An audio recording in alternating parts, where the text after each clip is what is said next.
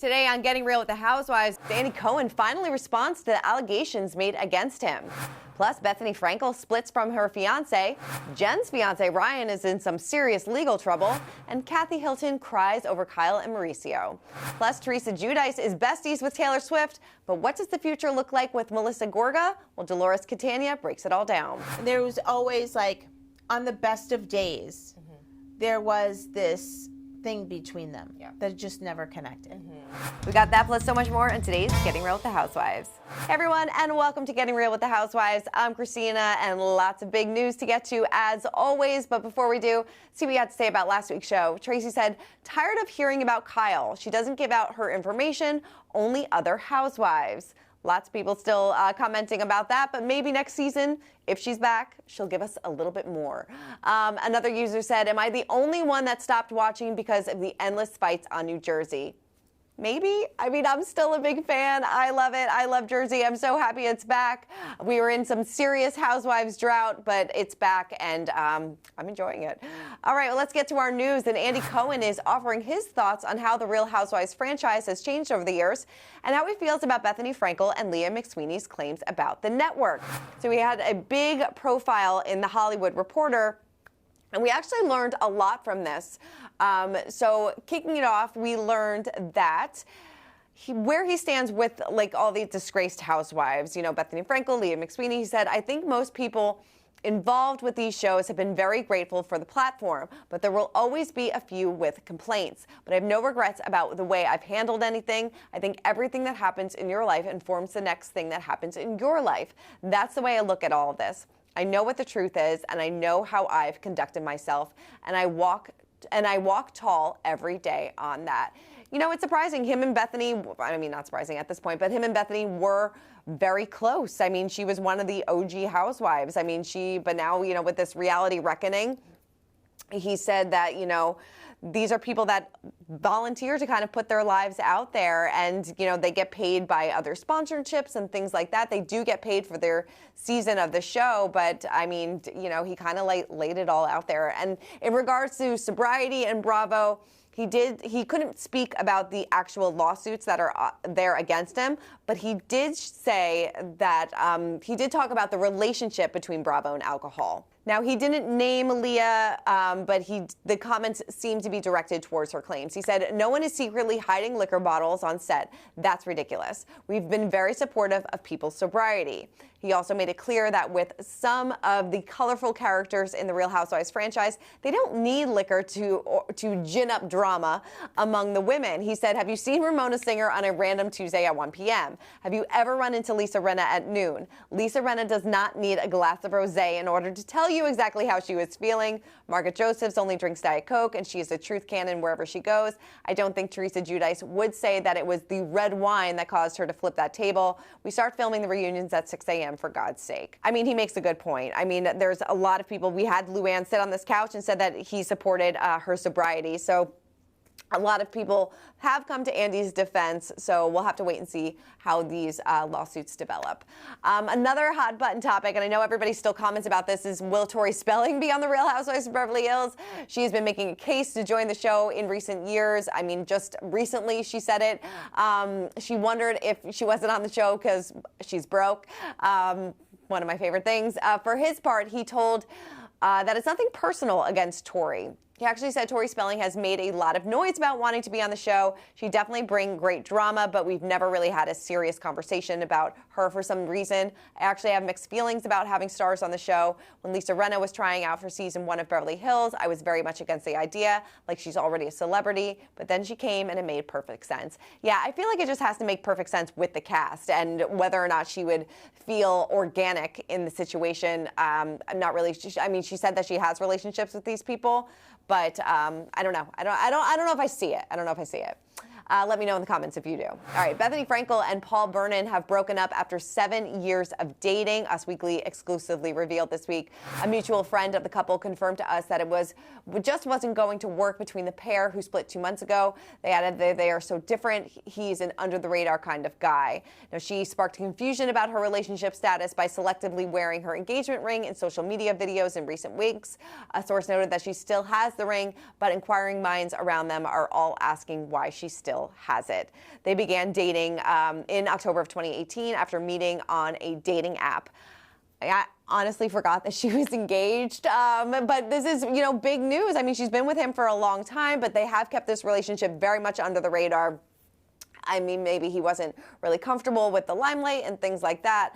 But, it's always sad when a relationship ends, so hopefully they are both doing okay. All right, moving on to a pretty big story this week. OC stars Jennifer's fiance, Ryan, has reportedly been named in the gambling and theft scheme involving the former interpreter, Japanese Dodgers player Shohei Ohtani. ESPN reported that the MLB's interpreter, Ipei Mizora, wired money to Ryan to pay his gambling debts. That same day, the U.S. Attorney's Office said Mizora agreed to enter a guilty plea to 2 federal charges related to the theft of nearly $17 million from the baseball player's bank account. So prosecutors claimed that Mizora used that money to pay off illegal gambling debts. Now, he could face more than 30 years in federal prison under the plea deal. Missoura's illegal bookmaker told him he could pay his gambling debts by wiring money to Associate One, who was allegedly Ryan. So Ryan's criminal attorney told ESPN that the reality star is currently working with federal authorities.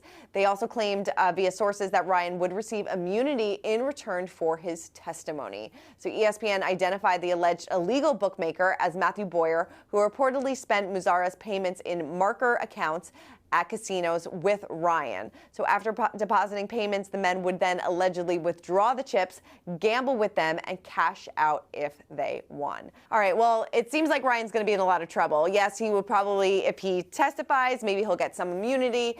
But, I mean, I think Emily Simpson said it best when we had our interview, that he is a walking neon flag. I don't know. This guy has just screamed bad news from the beginning. All the ladies told her. Who knows if Jennifer is going to stay by his side? I'm sure she will. They just got engaged not too long ago, but definitely a interesting story. Didn't see this one coming. Not on the bingo card for this year. All right, well, I caught up with Lisa Hochstein, and she said that Larsa Pippen is in a great space amid her off and on romance with Marcus Jordan. She told me they're both dear friends of mine, so I support them no matter what happens. They're just 2 crazy kids in love. That's a nice way to put it. She also remains a fervent supporter of Alexia Napola after Alexia's husband Todd filed for divorce in April after 3 years of marriage. Now, Alexia has since claimed that she was shocked by the separation. But Lisa told us, I have seen her and I've spoken to her. I've given her a lot of advice. I mean, she's been herself divorced already or married twice before. This will now be her 3rd. I think she's a very strong, resilient woman. She's been through so much in her life and she always bounces back. She did add, I don't think I've met anyone as strong as her. She'll be good in the end, and she's going to get through this, and we're all rallying behind her. And it was shocking in the way it was done, but I think some of us saw some of the cracks. I mean, I agree, we saw some of the cracks last season of the show, and it seems like Lisa kind of picked up on it as well. So sad. Hope Alexia is doing well. Well, Kathy Hilton revealed where she stands with her sisters Kim and Kyle. She told Us Weekly exclusively that it could not be better. And I love my sisters. They love me. We all mother each other. And it's hard for me when they're ever having a tough time. It's hard for me when I'm having a tough time, but it hurts me even more when somebody I love is suffering. Now, Kathy added that Kyle, of course, is going through a hard time with her split from Mauricio. But Kathy actually told us, I cried on their 25th anniversary. I even called him. I called Mauricio. I think he was skiing or somewhere in Europe. I think no matter what, we are family, and I love my nieces. As long as they're all okay and healing, it will be peaceful. I love Kathy so much. I love that she called Mauricio, had a nice cry about their 25th wedding anniversary, but she's known him for so many years. They've had their ups and downs, but they've been in each other's lives for so long, and that will never stop. So while we still don't know where things are going with Kyle and Mauricio, as we know, she dropped Umansky from her Instagram handle, so, kind of a big deal. So it seems like these two are moving in separate directions. All right, well, Teresa Giudice offered some insight on her iconic Coachella meetup with Taylor Swift. She told E! News, I didn't want to ask her for a photo because I didn't want to bother her. But she explained that Louis pushed her to go up to Taylor at the music festival. She said, Jennifer Aydin, who's on my show, obviously, she loves her. I'm like, all right, I'm doing this for Jennifer Aydin. taking one for the team, Teresa. She said she asked Taylor, "Do you know who I am?" And the singer actually did. Maybe she's a fan of the Real Housewives of New Jersey, and that's when they snapped the photo together. Teresa added, "She was the sweetest person ever. I'm totally a Swiftie now. I love her. She was so sweet, and I'm totally a big fan." Now, the epic crossover for Bravo fans and Swifties came as a shock on April 14th when Louis shared the photo. I mean, this was definitely break the internet type of photo, but I love it. She reiterated that Taylor was so sweet. So nice. She said, "I'm all about that. Listen, we should all be amazing to each other, lift each other up. She touched my heart, and there are some people that I have met, I'm not going to say who, that act like who they are, and I love that she was so down to earth." Love it too. Love to hear it. I really would love to know which Housewives franchise that Taylor likes to watch. All right, while Teresa may be besties with Taylor, we can't say the same about her relationship with her sister-in-law Melissa Gorga and her brother Joe.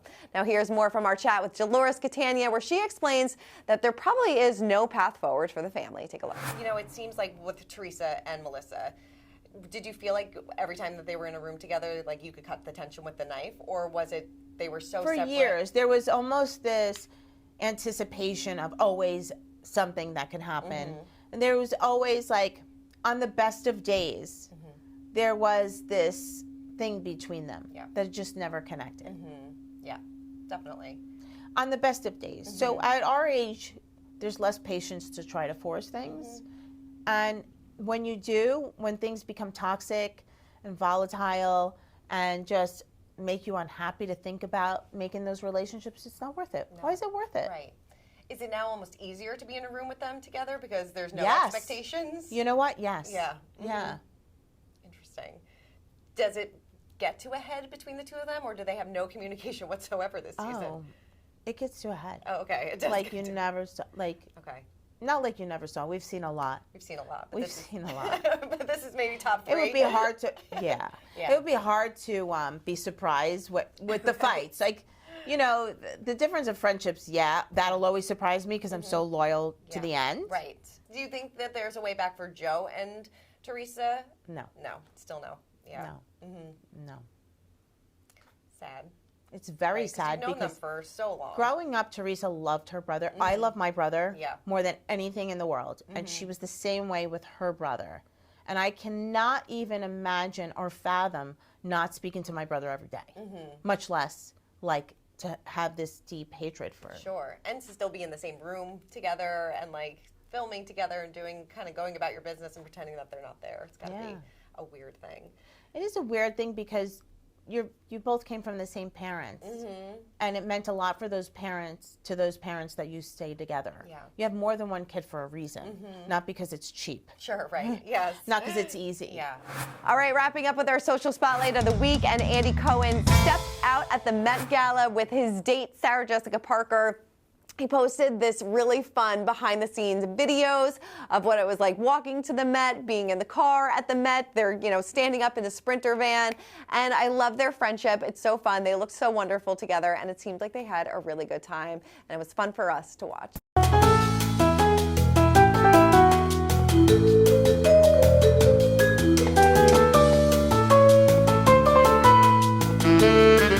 My favorite thing about the Met Ball, 7 years running, this is the one night that I make love to a lady all night long. And she wore, I love your hair, and I'm just gonna take it apart, but I want you to keep the jewelry on like you always do. Yes.